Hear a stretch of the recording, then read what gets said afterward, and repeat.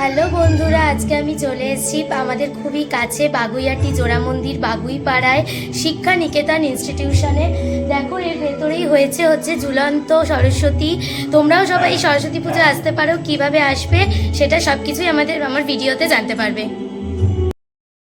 তোমরা দেখতেই পেলে আমি কোথায় চলে গেছিলাম। আমি চলে গেছিলাম আজকে একটা ভাইরাল সরস্বতী পুজোয়।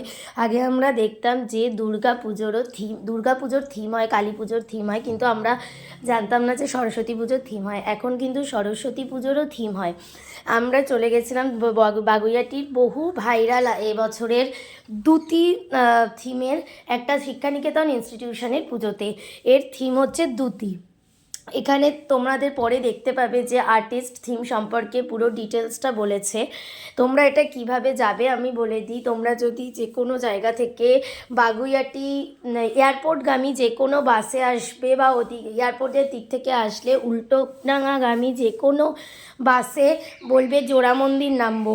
জোড়া মন্দির নেমে ঠিক যদি তোমরা এয়ারপোর্টের দিক থেকে আসো তাহলে তোমাদেরকে ওই পাড়েই পেয়ে যাবে ভিআইপি সুইটস এবং সুবীর হালদারের ইএনটি ডাক্তারের চেম্বার। সেখান থেকে তোমরা গলিটা দিয়ে ঢুকে কিছুটা পথ গিয়েই তোমরা ডান হাতে একটা গলি পেয়ে যাবে। ডান হাতের গলিটা দিয়ে ঢুকে আবার কিছুটা পথ গেলেই তোমরা বাঁ হাতে একটা গলি পেয়ে যাবে। সেখানে যে কোনো লোককে জিজ্ঞেস করলেই হবে শিক্ষানিকেতন ইনস্টিটিউশনের পুজোটা কোথায়। আর যদি তোমরা উল্টোডাঙা থেকে এয়ারপোর্টগামী বাসে করে আসো তাহলে তোমাদের নেমেই রাস্তাটা ক্রস করতে হবে। সাবওয়ে আছে, সাবওয়ে দিয়ে রাস্তাটা ক্রস করবে। দেখতেই পাচ্ছ এখানে সরস্বতীটা কিন্তু ঝুলন্ত সরস্বতী, মানে ঝুলছে। এবং তার পেছনেই একটা লাইটিংয়ের শো করা আছে। সেখানে আমাদের জাতীয় পতাকা আসছে এবং বিভিন্ন লেখা আসছে, সেগুলোও তোমরা দেখতে পাচ্ছ। সরস্বতীটা কিন্তু অসম্ভব সুন্দর।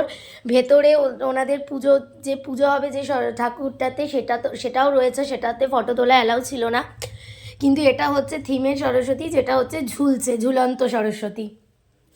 তো তোমরা পুরোটাই দেখতে পেলে। এরপরে আর্টিস্ট আরও তোমাদের থিম সম্পর্কে ডিটেলসটা বলবে।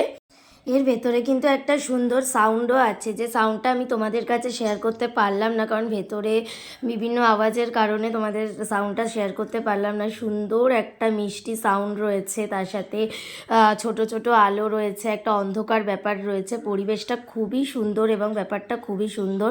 আমার চ্যানেলটা আরও শেয়ার করো এবং লাইক করো, সাবস্ক্রাইব করো। নমস্কার, আমি ইন্দ্রায়ুধ। এই মুহূর্তে আমরা দাঁড়িয়ে রয়েছি শিক্ষানিকেতন ইনস্টিটিউশন এর অভিন্দ্রার 2026-এর সরস্বতী পূজা মণ্ডপে। এই বছরের আমাদের মূল ভাবনা দ্যুতি, যেখানে আমরা দেখানোর চেষ্টা করেছি 1947-এ ভারত স্বাধীনতা পেলেও, রাজনৈতিক স্বাধীনতা পেলেও এখনো মানসিকভাবে আমরা অনেক পিছিয়ে রয়েছি। এই পিছিয়ে থাকার মূল কারণ হচ্ছে 7টি পাপবোধ। এই পাপবোধগুলিকে যদি আমরা ওভারকাম না করে যেতে পারি তাহলে আমরা আরও পিছিয়ে পড়ব। তাই দেবী সরস্বতীর জ্ঞানের আলোকে আমরা নিজেদেরকে সেই আলোকিত করে ভারতবর্ষকে আবার নতুনভাবে পূর্ণ স্বাধীনতার দিকে এগিয়ে নিয়ে যাওয়ার যে প্রচেষ্টা, সেই গল্পই আমরা এখানে তুলে ধরার চেষ্টা করেছি।